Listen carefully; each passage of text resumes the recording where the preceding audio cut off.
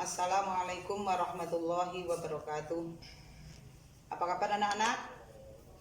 Semoga dalam keadaan sehat walafiat.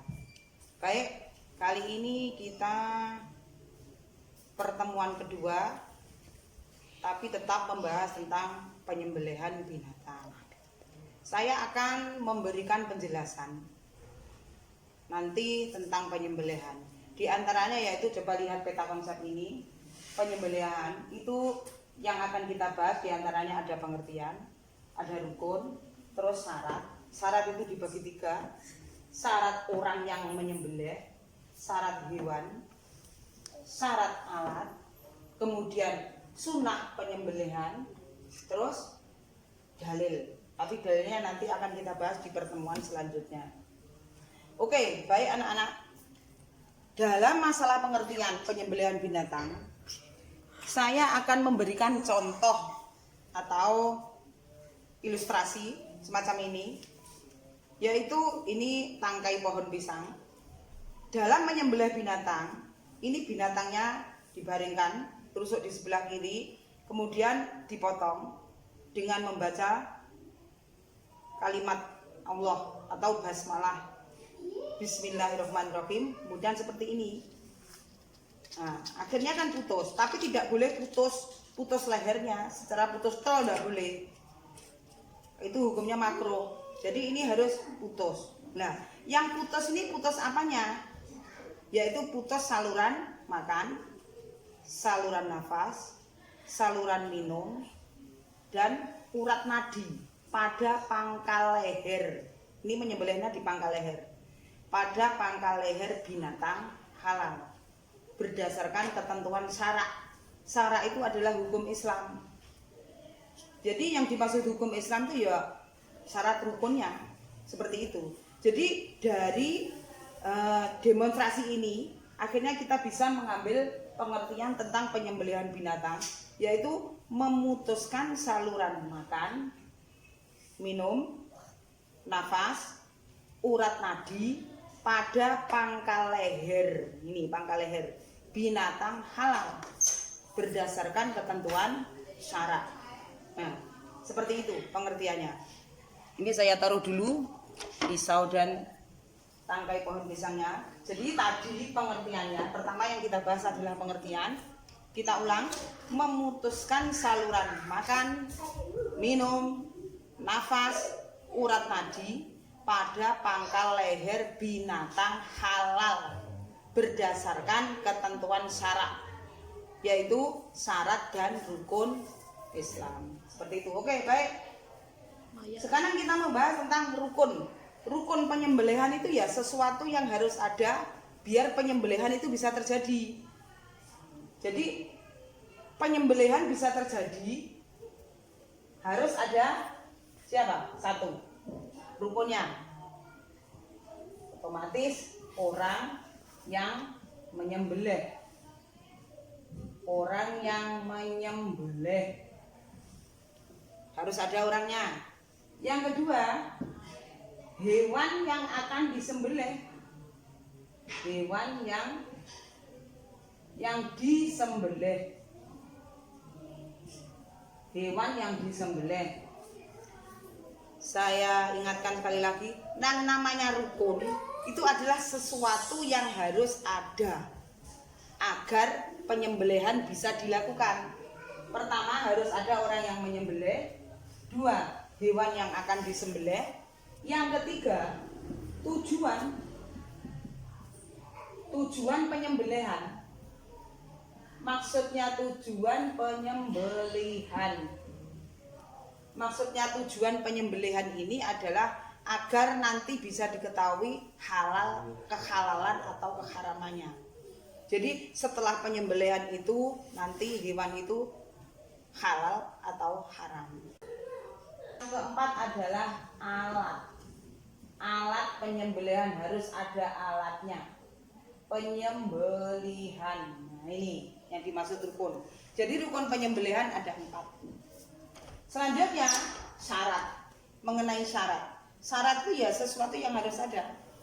Nah, ini syarat ini penting sekali, harus dilakukan ketika harus dipenuhi ketika seseorang akan menyembelih binatang. Pertama adalah syarat orangnya. Orang yang akan menyembelih diwajibkan orang Islam atau ahli kitab. Nih, Islam atau ahli kitab. Zaman sekarang ahli kitab itu sudah nggak ada lagi. Kalau zaman dulu ketika sebelum Rasulullah itu ada, yaitu umat Nasrani. Penyembelihan orang Islam itu boleh dimakan orang ahli kitab. Penyembelihan orang ahli kitab juga boleh dimakan orang Islam. Dalilnya ada dalam Al-Quran, yaitu wa ta'amul ladzina utul kitaba hillul lakum wa ta'amukum hillul lahum. Nanti kita bahas dalam konteks dalil. Yang kedua, harus mumayyiz. Jadi orang yang menyembelih binatang itu syaratnya adalah harus mumayyiz. Mumayyiz itu tamyiz. Tamyiz itu mengerti mana yang baik dan mana yang buruk. Jadi meskipun belum balik, asalkan orang itu sudah mumayyiz, itu bisa menyembelih binatang. Yang ketiga, menyebut nama Allah. Nah, ini rukun penting ini. Menyebut nama Allah. Penyembelihan tanpa disertai menyebut nama Allah jadinya bangkai. Jadi tidak halal, tidak boleh dimakan. Hukumnya haram. Islam, mumayyiz, menyebut nama Allah. Yang keempat, berakal sehat. Berakal sehat. Nah, otaknya harus 100% ini. Jadi wong edan gak boleh menyembelih. Jadi hukum sembelihannya jadinya bangkai, haram. Jadi harus berakal sehat. Oke, selanjutnya syarat hewannya. Ada ketentuan. Kalian harus bisa membedakan syarat hewan yang akan disembelih atau syarat hewan binatang kurban. Beda. Kalau syarat hewan yang akan disembelih, satu, harus hewan halal. Jelas ini. Halal itu kriteria halal ada halal karena zatnya, halal karena proses pengolahan, halal karena cara mendapatkan. Yang kedua, masih hidup. Masih hidup. Ini syarat hewannya. Jadi otomatis syarat hewannya kudu seurip. Hewan yang sudah bangkai,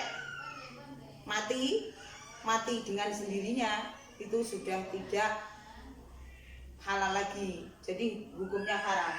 Jadi masih hidup. Syarat hewannya hanya ada dua, yaitu halal dan masih hidup. Sekarang syarat alatnya. Alat untuk menyembelih binatang, satu, harus tajam. Dua, terbuat dari besi atau baja atau kaca. Yang ketiga, syarat alatnya bukan dari tulang atau gigi. Nah, ini syarat alat. Tajam, terbuat dari besi, baja, kaca, bukan dari tulang atau gigi. Terus yang keempat, tidak tumpul.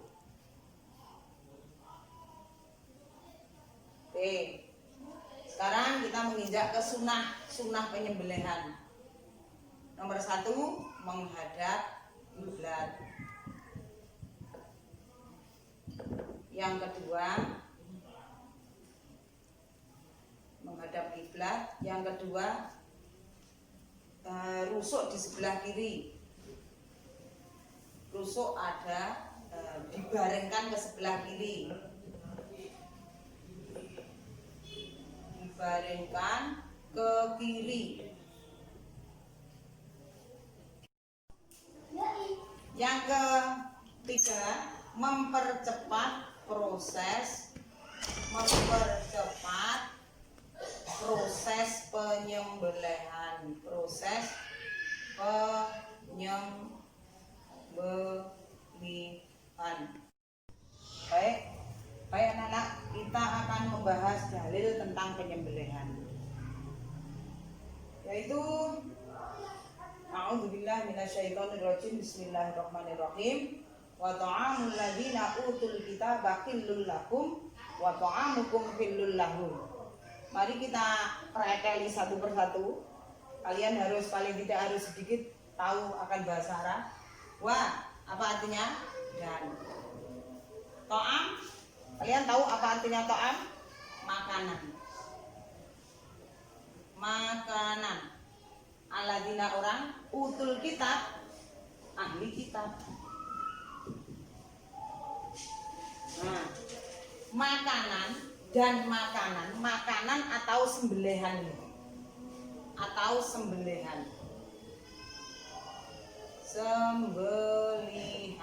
Nah, makanan atau sembelihan ahli kitab, orang ahli kitab. Hilun, kalian tahu tasdid, di sini tasdid ini lam kan, tasdidnya ada di pada lam. Jadi ini artinya kan double, dua. Halal, lakum, bagimu, kum kan kamu, wa ta'amukum, dan ta'am tadi apa?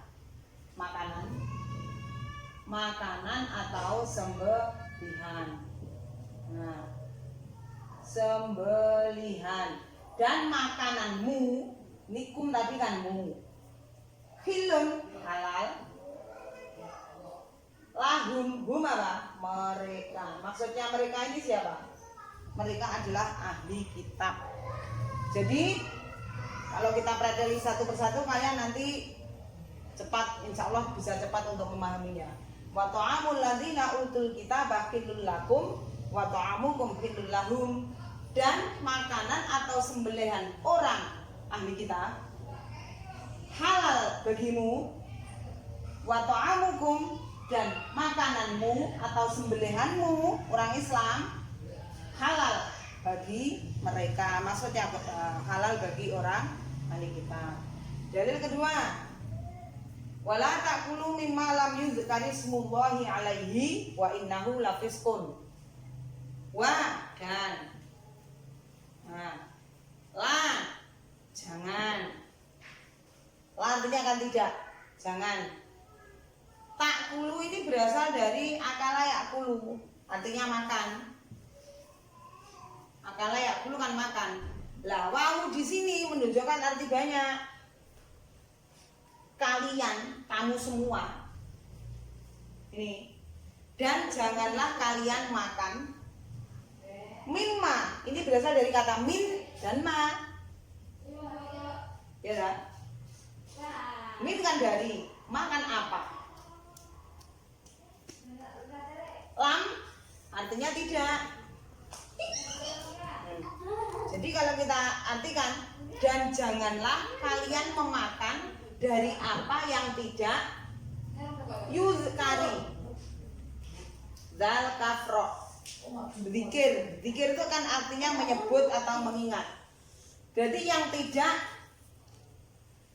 kalau awalnya ini domah artinya di, yang tidak disebut.